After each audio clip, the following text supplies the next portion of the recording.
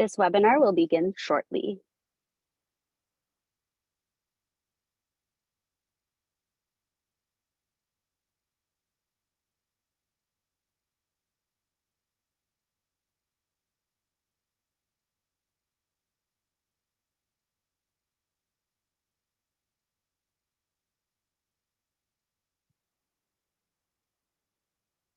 Hello, everyone. I'm Shrutika Yola. I wanted to thank you all for joining today's member webinar, Crucial Conversations for Equity, Genetic Counselors' Experiences in Inclusive Hiring and Spanish Genetic Counseling. Next slide. We encourage questions to be asked throughout the presentation. As a courtesy to our presenters, all attendees have been muted. Please utilize the Zoom Q&A box for questions you may have throughout the presentation. The chat function is also available for discussion throughout the talk. Questions will be read aloud during the last 10 minutes of the webinar. Next slide. Today's learning objectives are: discuss perspectives on the experience of bilingual genetic counselors during the job interview process and their role, identify considerations from a GC hiring manager perspective when recruiting bilingual genetic counselors, and describe approaches to interviewing that can help reduce potential bias and promote diversity. Today, we are joined by speakers Blair Stevens, Valentina Caceres, Priscilla Delgado Hodges, Carrie Atzinger, and Brittany Thomas.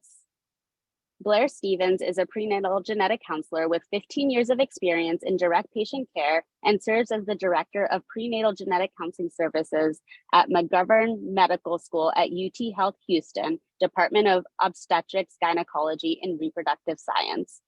Blair has also served as, has several peer-reviewed publications related to reproductive genetics and genetic counseling involved in SouthSeek, an NIH-sponsored genome sequencing project in the NICU in 5 southern US NICUs. Valentina Caceres was born and raised in Chile. She earned her first MS degree in cellular molecular biology in 2015 from University of South Florida, and her second MS degree in genetic counseling in 2015 from Virginia Commonwealth University. She works at Indiana University, where she provides bilingual genetic counseling to participants enrolled in Parkinson's disease research projects. Her research interests include the impact of results and mode of results disclosure for patients and their families, differences of sexual differentiation, and how the Hispanic community is impacted by the genetic counseling field. Priscilla Delgado Hodges joined the Department of Medical and Molecular Genetics in May of 2020. She earned her MS in genetic counseling from Northwestern University. She provides bilingual genetic counseling to participants enrolled in Parkinson's disease research projects and has played an integral role in outreach efforts to the Hispanic community. Her research interests include interpreters and the role they play in the genetic counseling session, cultural competence in counseling and diversity in research with a special focus in the Hispanic community. She currently serves as the co-chair of the Spanish Developmental SIG. Carrie Atzinger is co-director of the Cincinnati Genetic Counseling Graduate Program and has been involved in graduate interviews for more than 15 years. She received a graduate certificate in Senior Diversity Officer Leadership in 2022 and is currently pursuing a PhD in Diversity, Equity, and Inclusion in Higher Education. Finally, Brittany Thomas is a licensed certified genetic counselor with 19 years of clinical laboratory and research experience in both academic and industry settings. She has 7 years of personnel management experience, having hired and managed work units of up to 35 direct reports. She is currently a staff genetic counselor and genetic counselor manager at Illumina, where she leads a team of genetic counselors who analyze and interpret clinical whole genome sequencing results. Now, I will turn it over to Jessica Balcom, the co-chair of the Leadership and Management SIG, to moderate today's webinar. Thank you so much. We're thrilled to have this set of speakers with us today to share relevant information on these topics. Our disclosure to share from our speakers is that Brittany Thomas is an Illumina Incorporated stock shareholder as an employee of Illumina. No other speaker relationships to disclose related to this presentation. For the first half of the hour, we're going to hear from Carrie and Brittany on their experiences and insight with equity in interviewing.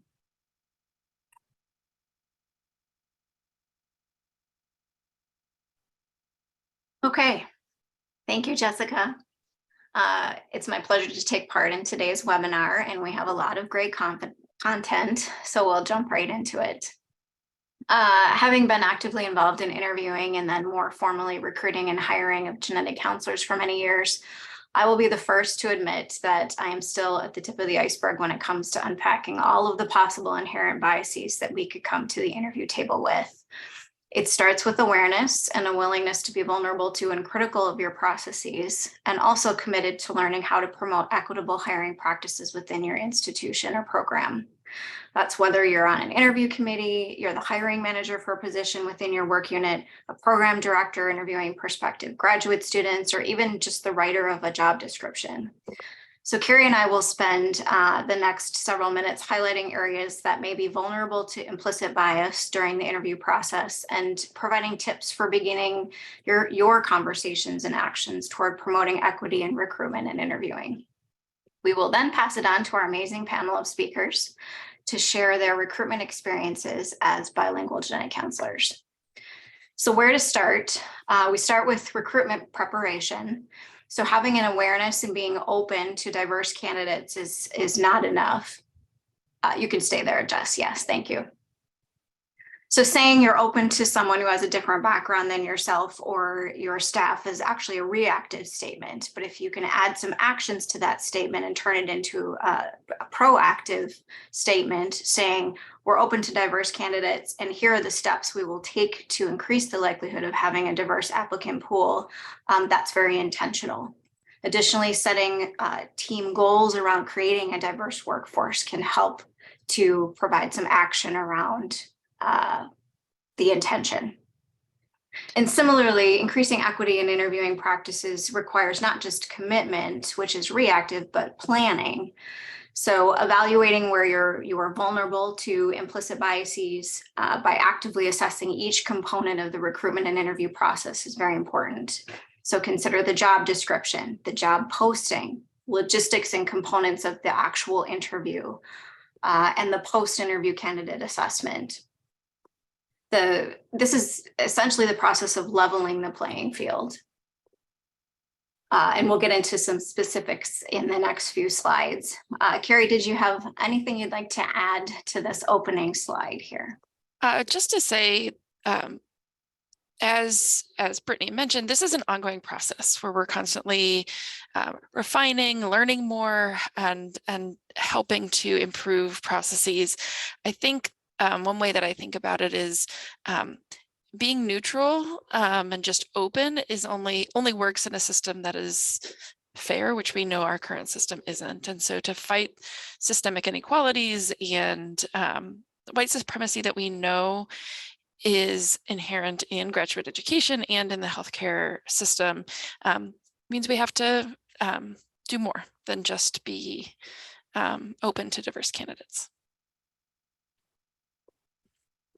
Next slide, Jessica. So we'll dive into the individual components a bit more. In terms of recruiting, it's important to consider how you're advertising for the position and where. So where will the job be posted specifically? Will it be advertised locally for a targeted set of applicants, or will you be using networks you're most familiar with, both of which could introduce bias, or will it be advertised broadly? All of the above have advantages and disadvantages in terms of recruiting diverse candidates, and we can share some examples with you. In terms of one specific example, as a hiring manager, I will often receive many unsolicited recommendations for great candidates, which is very tempting to have an endorsed candidate. But to increase the diversity of the team, it is recommended to try to limit referral-based hiring as an exclusive means of recruitment, even if that may mean considering additional candidates in addition to a great candidate that is specifically recommended to you.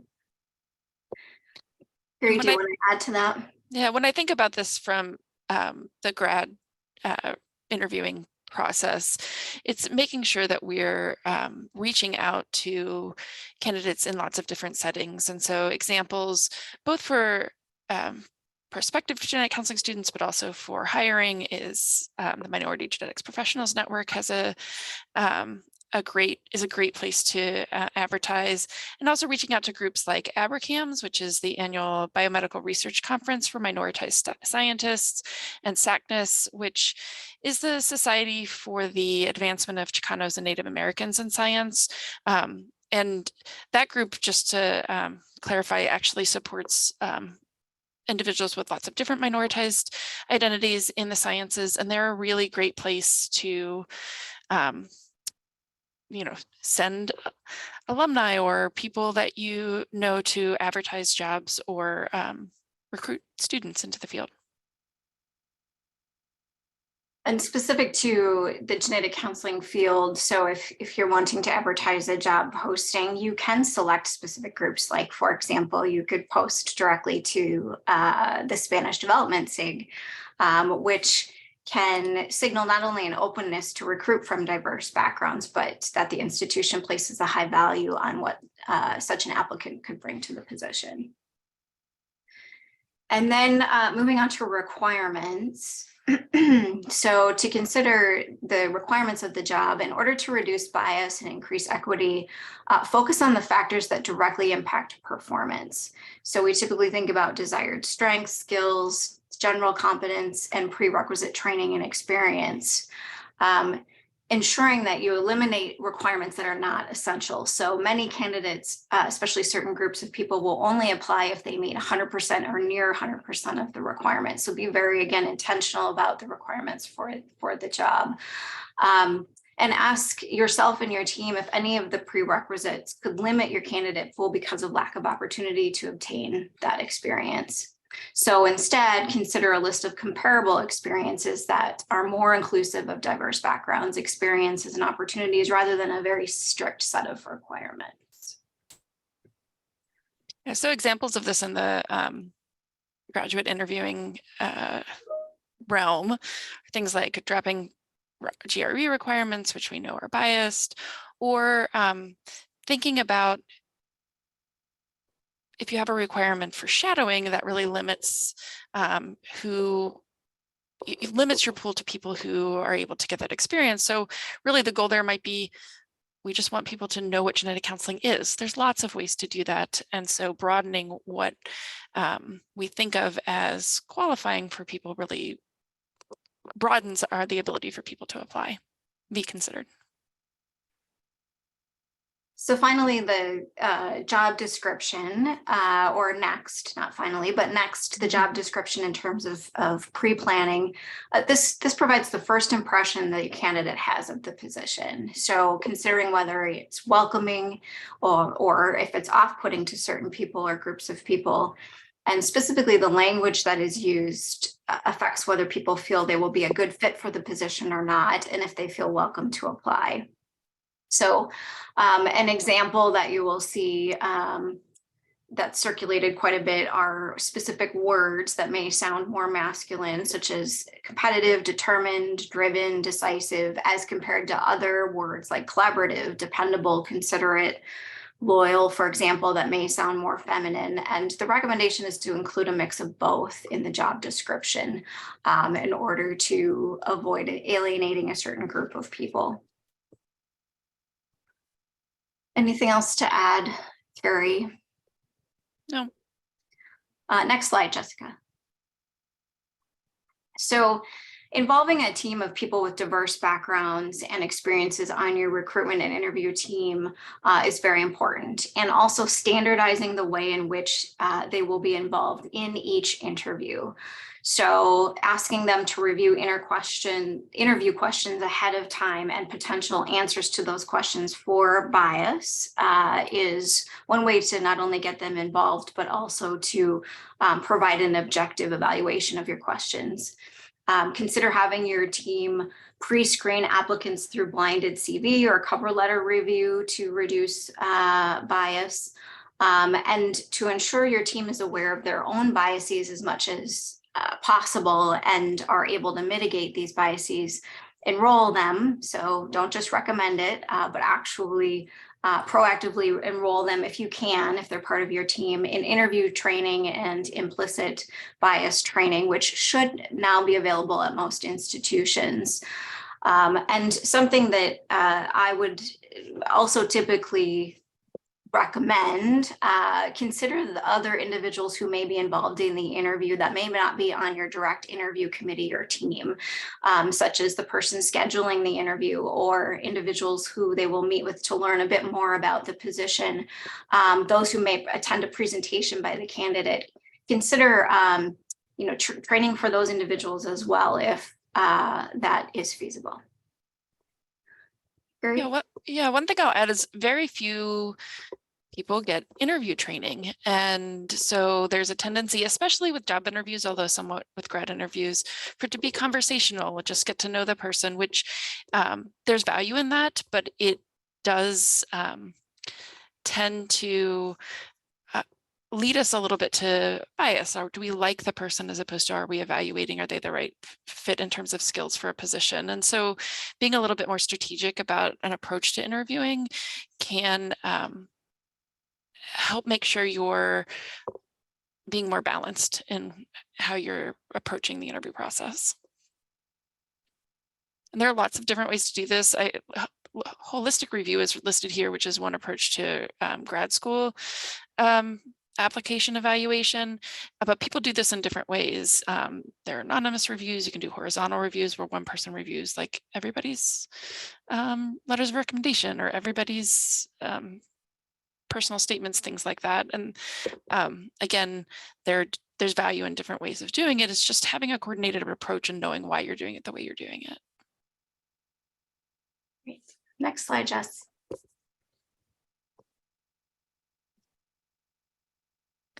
And so one way to do this with an interview is to standardize your questions. And this leads to making sure you're asking everyone that you're interviewing for the same information, and you're able to compare candidates more easily.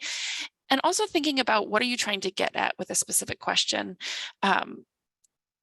Why are you asking that question? It also helps if you're coordinating among different interviewers so that everybody's not asking the same question, although there's value in that too, asking overlapping things, but just being a little bit more coordinated about it. And sometimes it may be that each person has a topic, like this person who's conducting an interview may focus on, interdisciplinary teams and how people get along in that situation. And other people may focus on a different skill that you're looking for.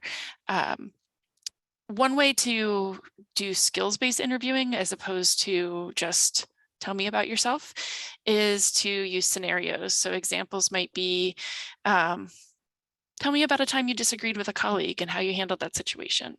And that, again, will tell you more about how they handle situations with colleagues.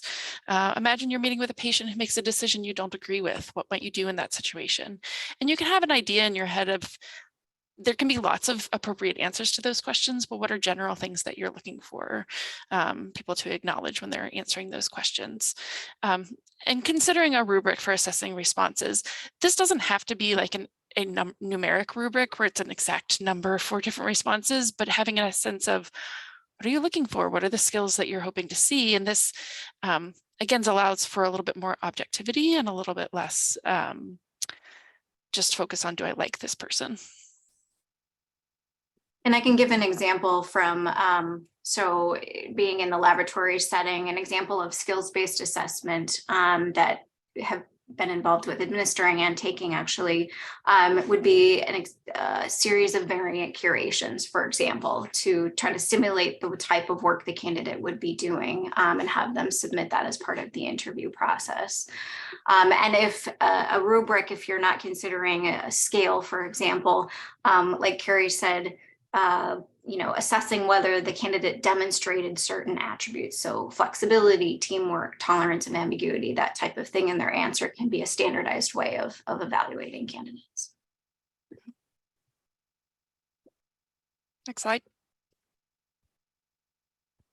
So I've mentioned a couple of times likability, and it's important if you're hiring a colleague that you get along, right? It's not that it is an unimportant piece of information. It's just that if we hire mostly on likability, that we have biases towards people who are most similar to us, and it really works against building diverse teams. And so one way to handle this is to actively separate this from suitability for a job or position. So I've seen this handled in different ways, but one example might be in a rubric when you're assessing candidates, that you have a specific question that's like, how much did you like this person and like talking to them? And so that puts that in its own place, and it doesn't take over to where it's like, yeah, I know this person isn't as qualified, but I just really liked them. Okay, well, that goes here and on this place in your evaluation, but you're also looking at these other skills. So if someone is, if there's concerns about how someone might get along with the team, it's not overtaking everything else that you're considering. And just as I mentioned before, the unstructured interviews where you're just chatting with people tend to introduce more bias and focus on things like fit and did you like that person? And there is value in that being a part of things, but if that's all that you're using for interviewing, then that can be, there can be problems with that. Well said. Next slide. And the other thing that I really want to stress is that we need to make sure we're not falling into the trap of thinking about diversity and equity in interviewing from a deficit mindset, meaning, we talked at the beginning, there may be inequities in opportunities that people have, but there's also a huge amount of unique skills and strengths of diverse candidates, and that's where we should focus. We should focus on what will diverse candidates bring to a position or a graduate program or things like that. So, we're going to talk more in the rest of this. People are going to talk about their individual experiences with language skills. That's a huge plus. Cultural experience and working with the different populations or being a part of a certain population is a huge advantage. And honestly, having unique perspectives on a team has been shown in setting after setting to encourage innovation and new ways of looking at things and better functioning of teams. And so when we think about equity in interviewing, we need to think about it from the strengths perspective as opposed to a deficit perspective. Diverse teams perform better. There are studies that show that over and over again. So in addition to it just being the right thing, it's also often the best thing for a team that you're putting together or a grad program or something like that.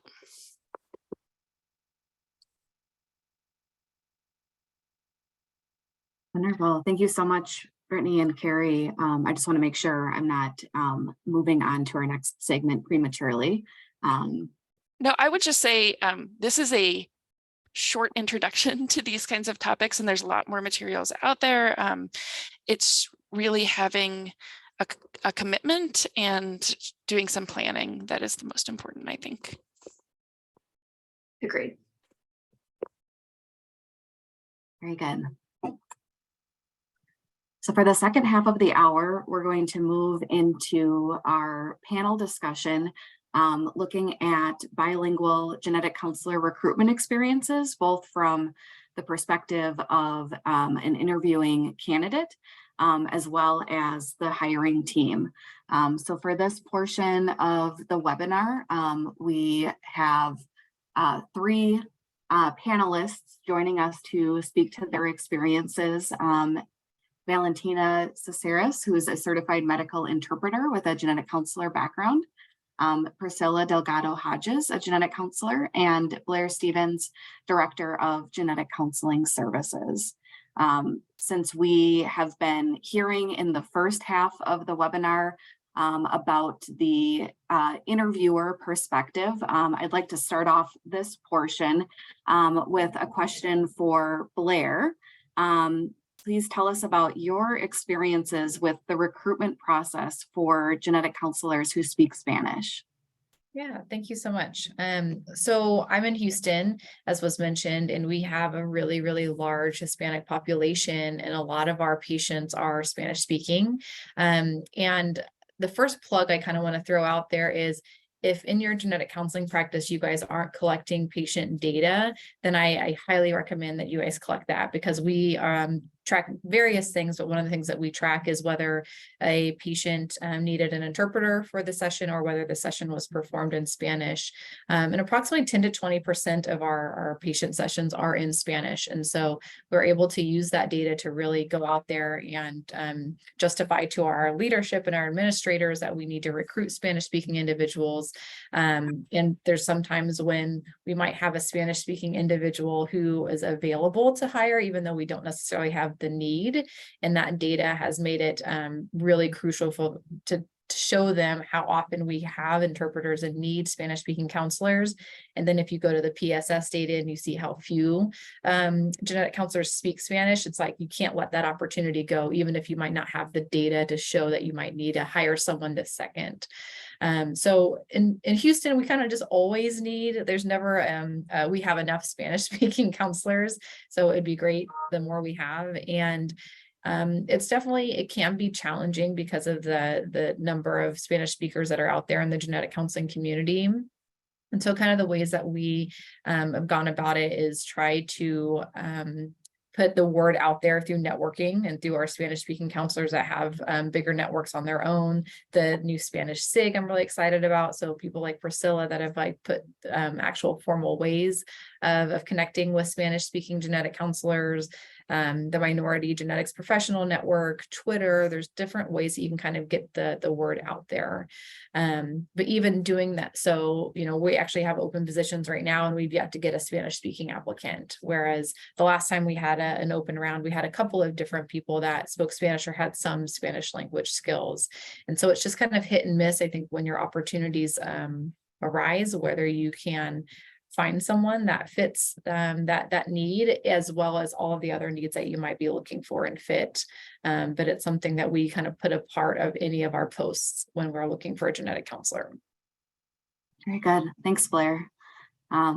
Priscilla, I'm interested to hear from your perspective, kind of the flip side, if you could share about your experiences interviewing for different positions and how Spanish fluency has played a role in that. Well, for me, actually, every single position that I've had, the main request was Spanish. So I actually used to work with Blair at UT, and one of the reasons why I was hired was because of the fact that there was a specific clinic that had a very high Spanish speaking population that they needed counseling, like a GC to be there for. So that's kind of one of the main reasons that I was hired, to be able to cover that need. I will say that at that specific clinic, it was more like 2 to 3 patients a day that I saw that would actually speak English, but then all the other ones spoke Spanish.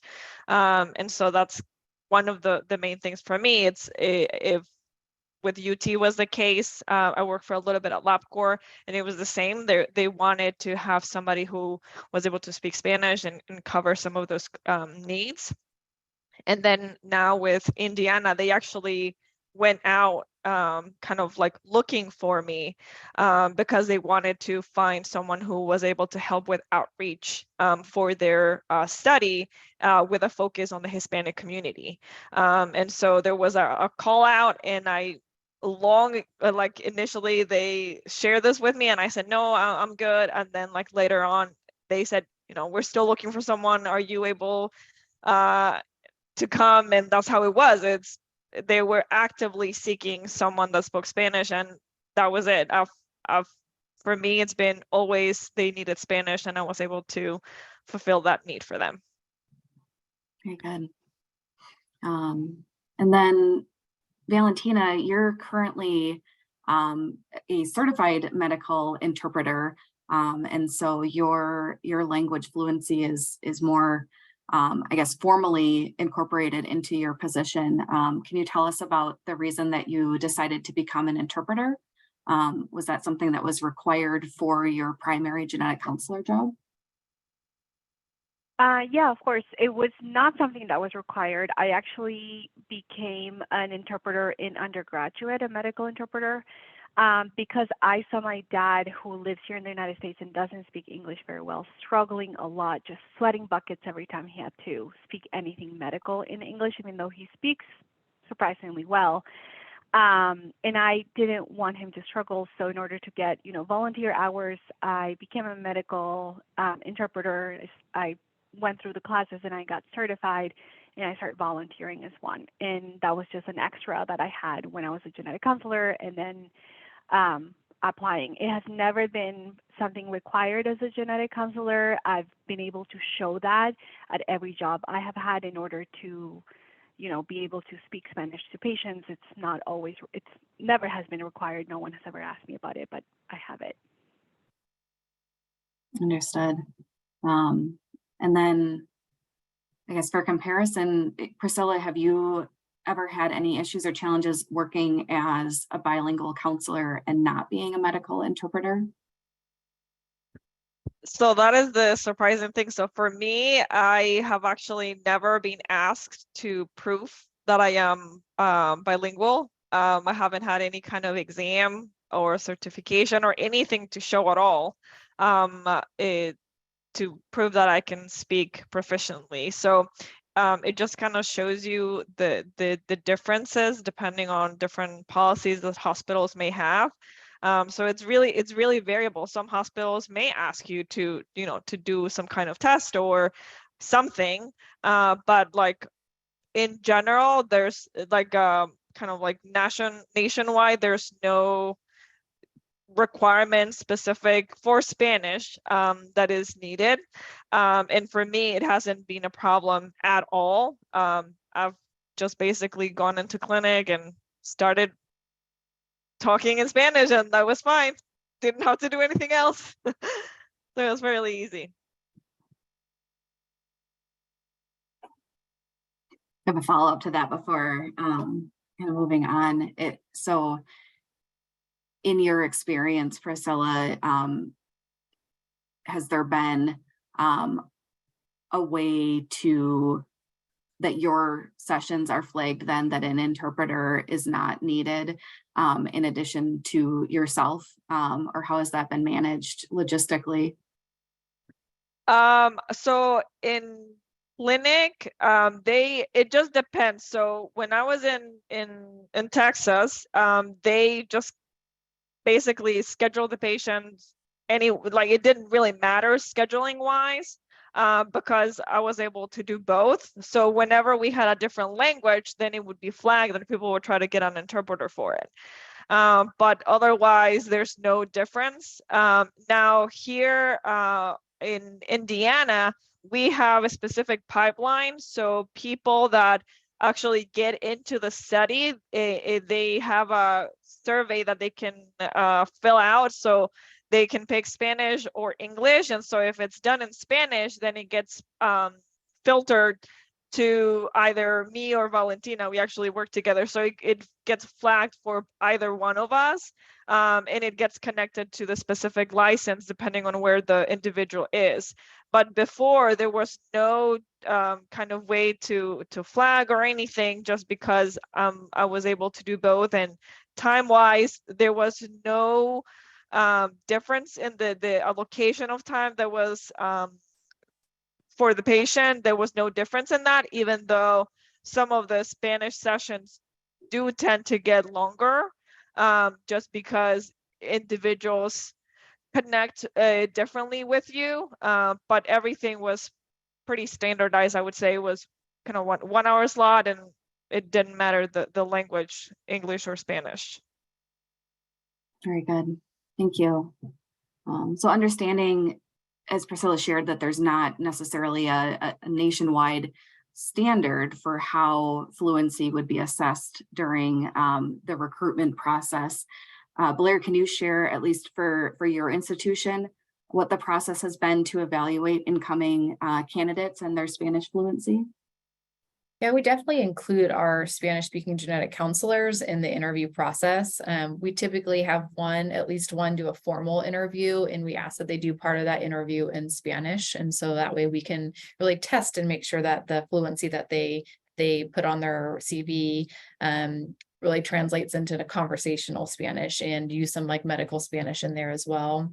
And then when we're fortunate enough to have, more than one Spanish speaking counselor on our team, we usually like to have a different set of people, like go out to dinner with the candidate that evening, and hopefully some Spanish will come up in that conversation. So we do have, it's not a test, and we don't have like a formal evaluation process, but we do have a Spanish speaker, like make sure that they feel comfortable. But we also, welcome, because there are some people that interview with some Spanish proficiency, but maybe they're not native speakers. And so we do welcome them the opportunity to use interpreters. We have fringe money that we get each year, and like you can use that money for Spanish courses if you wanted to, further improve your medical Spanish, for example. And so we're very welcoming to, obviously, native Spanish speakers or, fluent Spanish speakers are excellent to have, but even those that are just have a passion for serving, Spanish speaking communities or the underserved community in the county hospital that Priscilla described earlier, we also really appreciate people that are on that learning journey. Very good. Valentina, can you tell us more about your most recent hiring experience and how being able to speak Spanish played a role in that process for you? Yeah, I used to do pediatrics counseling that didn't require me to be Spanish speaking. It was just an extra thing. And then Priscilla actually reached out to me asking me if I wanted to change, in a way, kind of pivot to research instead of doing clinical. And just like her, I was like, not at this time. I don't think it's a good time. And then she reached out to me a little bit later, and I said, hey, how about now? And I was like, yeah, let me look. And of course, she knew I speak Spanish. We had met previously in kind of like a Spanish genetic counseling hangout, and we just kept talking. So she knew I was fluent. We speak to each other in Spanish all the time. So she knew I was very fluent. She knew I was born and raised in Chile, very similar to her. So she kind of vouched for me on the Indiana University side with our current manager and boss. So she was really the key person for me to have my job now, which one of the main reasons why I have it is because I'm a Spanish-speaking genetic counselor, is because Priscilla works on mainly one of the foundations, the Parkinson's Foundation. I am supposed to do the same thing, just with the Michael J. Fox Foundation, reach out to the Hispanic community and create documents in Spanish and education materials. So Spanish speaking was required for the position. Can you elaborate a little bit on how that experience compares to your previous roles? The hiring experience? Mm-hmm. Yeah, so in the past, I have never worked at an institution that had a Spanish-speaking genetic counselor. This is the first one that I have another genetic counselor that can speak Spanish to and run words like, hey, is this how you would say this? Does this make sense? Because as Spanish-speaking people know, we have different words. And Priscilla and I laugh about this all the time. I think today, for the first time, we find a word, like a weird slang word that we have the same word in our countries. So it was different because in this position, speaking Spanish was required. So it was part of the job posting. But I think because Priscilla was involved and she knew I had spoken Spanish, it wasn't really, like Blair said, no one really asked me part of the interview in Spanish. So that wasn't any different than any other interview, because Priscilla have already done that part. Talking to me, we had long hour phone conversations in Spanish in the past. So she had already, in a way, sort of done that. So the interview was actually very similar, just asking me about my experiences. I guess they did pay a little bit more attention because part of the role is outreach to the Hispanic community. They did ask me what had I done in the past, which thankfully I had done a lot, so I was able to use that. So I guess that was a little bit different, but it was all in English. So it wasn't that different compared to others, I would say. It's just the experience working with someone in that speaks Spanish and being able to work in spaces with other professionals that speak Spanish has been different itself. Very good. So Priscilla, then you've had obviously then experience as part of the recruitment process for other genetic counselors. Can you share a little bit more about the role that you've played in that process, kind of that Valentina was speaking to a little bit, and what that's been like to recruit Spanish-speaking genetic counselors? Yeah, so whenever it was clear that there was an interest to expand some of the outreach efforts into the other study, our manager kind of made the comment about we need to identify somebody else that speaks Spanish, because of course I can't do everything. And so they created the post. And from that, they asked me, is there anybody else that you have in mind? And I had a couple of individuals in mind that I knew were able to basically fulfill the role. And so they also, as they posted like for everyone to see, they didn't have anyone apply. So the candidates that apply were the ones that I spoke with. And so they did have the post, I think, for about, I want to say like a month, maybe 2 months. I can't remember exactly for how long they had the post. But everybody that came was through me. And this was also true for another candidate that they were trying to hire for a different position. So it's more like the research, somebody that is involved with the research piece. And so we also had an individual that we needed to identify that spoke Spanish to help with the study, not a GC, but very similar. They had the post, nobody applied. They had one person that applied and another person that did not speak Spanish. So they really didn't even kind of like ask a lot of or invite the individual that didn't spoke Spanish, because it was a requirement for the position. And so it does take, at least on our experience, it has taken a little while to identify an individual. When they identify the individual, the interviews were offered for the individual, and I was not involved in kind of like the decision making in regards of who to hire for that. But I was involved in kind of talking to both candidates to see kind of like how would they envision the role, and kind of like, why is this role interesting to them, and things like that. And all the conversations that I've had were, in Spanish, just to see. And I feel more comfortable in Spanish to begin with. And so if I have the chance to do it that way, that's what I would do it. But I can say that, at least from my experience, identifying somebody that speaks Spanish is pretty hard for us. And it tends to come from what I've experienced in these cases, like somebody referred it through somebody else, and that's how the person found out about the post. Or, you said, this is opening, are you interested? Because on the open, it's really hard. Just to give you an idea, like they call me and Valentina the unicorns, just because it's really hard to identify somebody that speaks Spanish. And so it is pretty challenging. So it is a huge asset if the individual speaks Spanish. Is a huge asset, just because the amount of individuals that in the US, about it's about 20% are Hispanic. Probably a lot of them speak Spanish. We cannot make the assumption that everybody is Hispanic speaks Spanish, but probably a large proportion of that will speak Spanish. And so it's a huge asset. Any other language, not just Spanish, any other language is a huge asset. Thank you. Blair, you mentioned earlier that it is typically a requirement for the positions that you hire for to have Spanish fluency or be open to developing that skill set. What has your experience been like with in terms of how easy or not easy it is to identify Spanish speaking counselors to join your practice?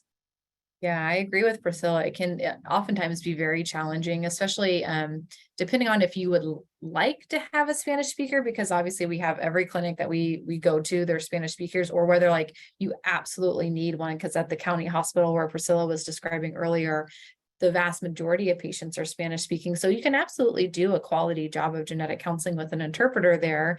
But, you know, the connection with your patients, the efficiency of your patient care, the cost of interpreters, like all of those things are less than ideal with a non-Spanish speaker. So where we've actually had the most success, and we're fortunate, and this is not generalizable to all genetic counseling practices, is we are the home of the UT genetic counseling program. And we're in Houston. So a lot of people obviously in more of the southern area and Texas area look into options at UT. And so we do have a lot of Spanish speaking student interest. And so we have developed, with the very, very hard work of our Spanish speaking genetic counselors on staff, a summer immersion program where their focus of their summer elective is to focus on Spanish speaking genetic counseling services. And so whether they're, you know, fluent in Spanish already and they're perfecting kind of the medical aspects and the genetic counseling aspects and word choice and such, or whether they're learning Spanish and they feel like they're comfortable with it, but like it's not their first language, we do a lot of work with them. And I cannot speak highly enough of all of our Spanish speaking counselors present and in the past that have really groomed some amazing students for graduation. And then we pluck them up whenever possible because we know how great they are. And we've spent so much time training them that we don't want to lose those. And so our training program also does a lot of outreach, and just like, you know, all training programs I'm sure are doing right now, we have a lot of focus on diversity. And so we're trying to really focus on advertising our immersion program to get more Spanish speaking genetic counselors into our pipeline. And so if other, you know, program directors or program people involved with programs are listening, I highly recommend trying to recruit Spanish speaking genetic counselors and then try and keep them coming through some sort of Spanish opportunity. Or we do have sometimes people from outside programs come to Houston for like a summer rotation. So if you guys have Spanish speaking students, but they don't have the opportunity to speak Spanish with your patients because they don't have a supervisor, I think definitely collaborating with other programs that do have Spanish speaking counselors would be a really amazing opportunity to help with that networking to find those people. That's great. If I can just add, since I saw in the comments or on the questions that there was a compensation, if I may, I cannot stress that enough. I think compensation is hard, and obviously HR and working with leadership to figure out like what your starting salary offer should be has lots of different factors. But I think that if you don't get something offered to you that you think is fair, or if you think that you should be getting this much because you're a genetic counselor with this X number of years of experience in this city, I would absolutely shoot higher, because I know that for us, if we didn't have any Spanish speaking counselors, our department would be spending a ton more on interpreters. And so I think that you absolutely should use that as something to leverage and increase and counter. If you're not countering when you get an initial offer, you should always counter. That's just, I think everyone should just do that regardless of their Spanish skill sets. But I do think that being a Spanish speaking genetic counselor is such a unique one that I would absolutely leverage it. And hopefully the leadership and administration where you're applying will hear that and will agree. Thank you. I guess for all of you, from your experience, is that something that is, I guess, built into the compensation assessment for these type of positions, where the candidate being brought in would enable the institution to, offset the need for interpreter services? Acknowledging that individual experiences I'm sure are not generalizable across the board, but I'm interested in whether it's reasonable to expect that some of that would be incorporated into the initial offer, or would more likely need to be negotiated for. Yeah, I've had less success just saying like, hey, they're Spanish speaking, we should give them X amount more, because I think it becomes, there's just a lot of, politics and factors like, well, we don't want to, offer someone something more than someone that's already here. And so that can sometimes get sticky. But if you offer something and someone comes back and says, these are the skills that I bring to the table, I'm in demand because there's a lot of places that need a Spanish speaking counselor. And so I don't need, like, you need me more than I need you is oftentimes kind of what the scenario can offer up. So I just really encourage anyone who's in the application process or thinking about applying, if they have a Spanish skill set, to really use that and lean into it and not think that they're like, because I think because we are a female, dominant field, a lot of times we don't ask for things that we probably should. And so I think that Spanish is just another, foot on the gas pedal of like, be bold and know your worth and know that there's not a lot of people out there that can do what you can do, and it saves the department money. So I think there's a lot of leverage there, and the worst they can say is no, and you can consider whether it's worthwhile for you to take that offer or not. But I mean, I say go for it and definitely lean in. I just want to make a comment here for everybody because it is so true to be able to just say, I speak Spanish. This is kind of what I bring to the table, because depending on the specific contracts that the hospital may have, if the patient doesn't show up, they may still have to pay for that interpreter visit. If the interpreter visit, if the visit is only 15 minutes, the contract may be to an hour of that time for the interpreter. And so overall, the amount of money that you are saving the hospital is significant if you add it up for how many individuals they see per visit. And so like I was saying, in my case, I had basically like 3 patients a day, a week per se, that spoke English, and I would see about 5 people a day. So the number of individuals that spoke Spanish that I saw daily was huge. And so the amount of money that I was saving in the hospital was huge. And so requesting that is completely justified and reasonable. And so I just say, go for it. I agree with Priscilla. Sorry.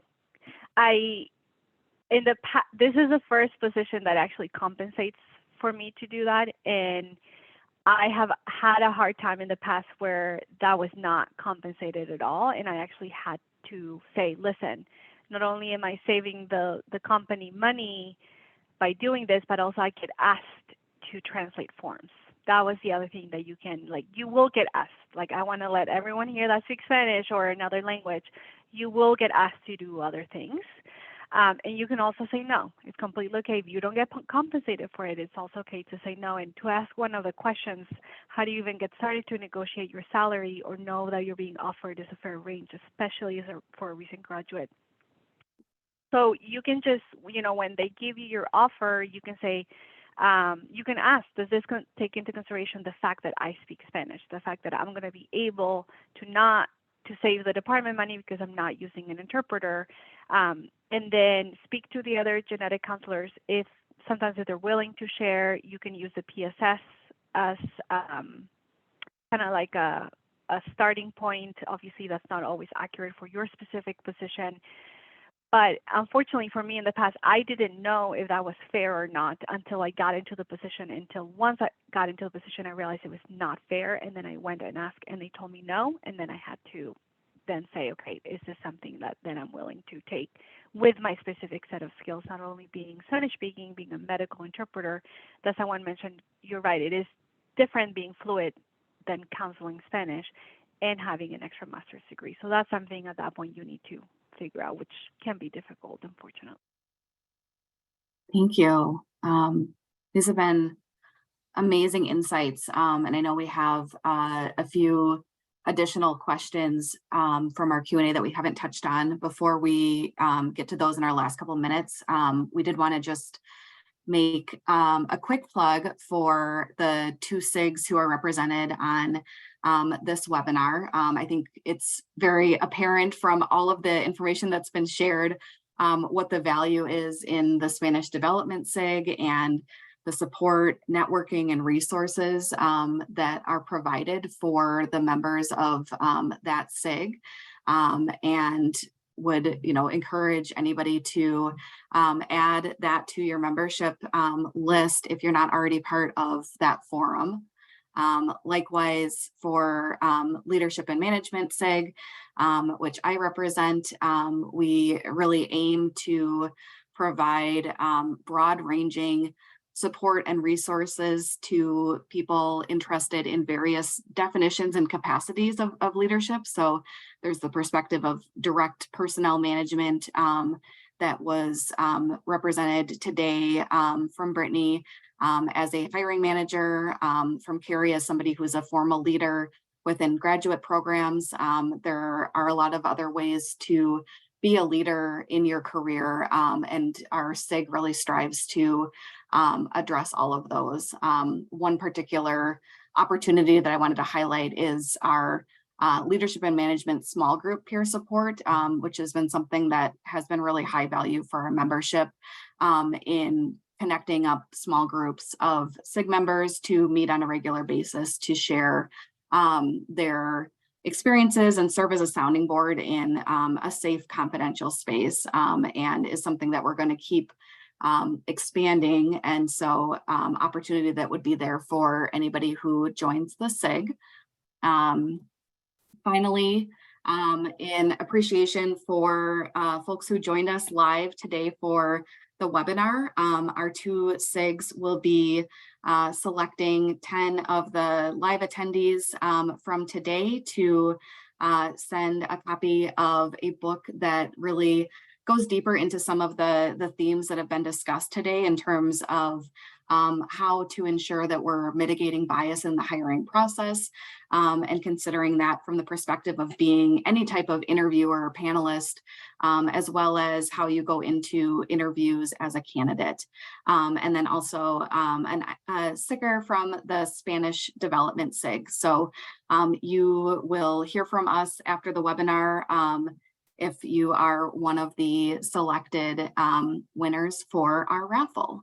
And with that, we really thank everybody for joining us today. I believe there are a few other housekeeping items here as we get toward the end as well. Yes, thank you so much, Jessica, and to everybody else on the panel today for such an insightful discussion from both the Leadership Management SIG and the Spanish Developmental SIG. I know that everybody on this call really valued the insights that you were able to provide today. Doesn't look like we have any additional questions. And so with that, this concludes today's member webinar. On behalf of the NSGC webinar subcommittee, thank you everyone who attended today's webinar, and a huge thank you again to all of our speakers for sharing their stories and experiences. The webinar recording will be posted to the webinar page of the NSGC website within about 3 business days. CEU options for this webinar will also be made available for purchase. For more information, please visit nsgc.org/webinars on how to submit for continuing education credits. And with that, have a wonderful rest of your day.